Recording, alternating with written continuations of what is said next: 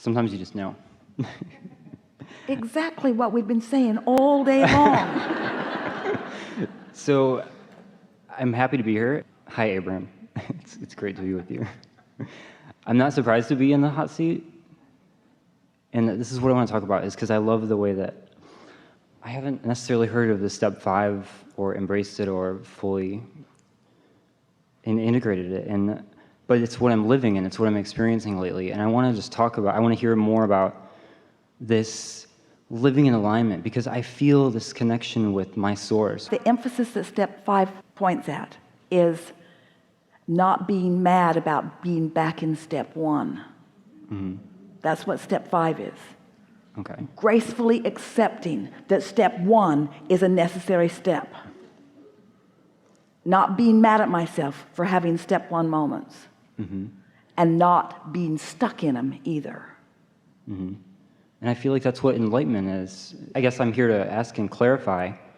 That's what enlightenment is. It's to be in the world and not of it, because you don't suffer anymore because you see that the step 1 happens, or you see that this contrast is here, but you can... And you don't suffer because you're no longer judging or blaming or pushing against. Yeah. You're just accepting it as variety from which you can choose. So this is possible. This is truly possible, to turn the suffering almost completely, it's gone. Well, when you think about it, if you think about source in the way that most of you want to, sometimes people in the very early stages, when they're just contemplating step 1, 2, 3, sometimes they want this time-space reality to be absent of contrast. Why isn't there only good stuff for us, Abraham? If we are pure positive energy when we come, as you say we are, then why would we have to endure contrast? And we say, isn't it interesting that that which you want to call source knows the value of the contrast, and that you all knew it too, enough to be willing to come to participate in it. So you must have been in step 5 when you made the decision to come. What do you think? I think so. You weren't worried about it. Yeah. When you got here, you started to get worried about it. Mm-hmm. And then you've been here and you've stopped being worried about it.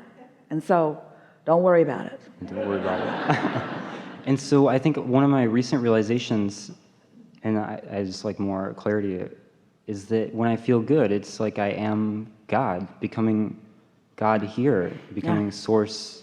Jerry always wanted to put on the spine of the books, self-help from total self. Uh-huh.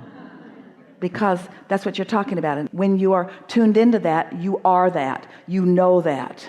That's what that sureness is, and that enveloping sense of well-being. Yes. Yeah, I was walking on the path the other day, and I was beating up on myself for not being productive. Sometimes happens. And then I well, just that's why we stopped. said, do only 20% of what you've been doing. Yeah. Do only 20% of what you've been doing. Employers hate this part of the seminar. Yeah. Do only 20% of what you've been doing. Mm-hmm. And use the other for tending to alignment. Mm-hmm. And so I guess when I stopped, and I was in nature, and it was beautiful, so I just kind of accepted this moment for what it was completely, and looked at all these positive aspects, and I felt like I stopped, and I started walking back, and I had this just like sources like there, and it was like everything is okay, and it was so perfect because source wasn't worried about anything, and there's just like I became well-being itself. It was. What were your words to yourself? You were beating up on yourself for not being productive? In a way, yeah. But what could be more productive than alignment? That's really the point you were making to yourself right then. And that's really the point that you made and acknowledged and aligned with. What could be more productive? Alignment trumps everything. Mm-hmm. One who is in alignment with that broader perspective is more powerful than millions who are not. That's where all of your leverage is. Everything else is just going through motions. But that's where all of your leverage is. That's where the divine ideas are received by you. They're always being revealed to you, but you're not always in the receptive mode. So when you take the time to let yourself have a walk in freedom, when you give yourself an opportunity to bask in the beauty of nature, when you get outside and breathe the air that for longer than time has even explained to you, Source has been focusing into the perfection that you now get to taste in your mouth. The perfection of every moment in time is known by the Source within you. And when you allow yourself to take a peek at that, that is the most productive thing that you could ever do.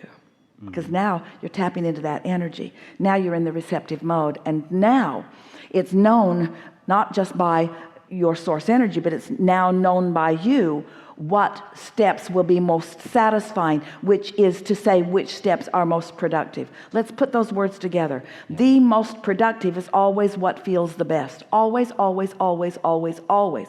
What feels the best is the best. And sometimes you say, well, I took some steps and it didn't turn out that well. And we say, well, because you didn't keep feeling the best about it.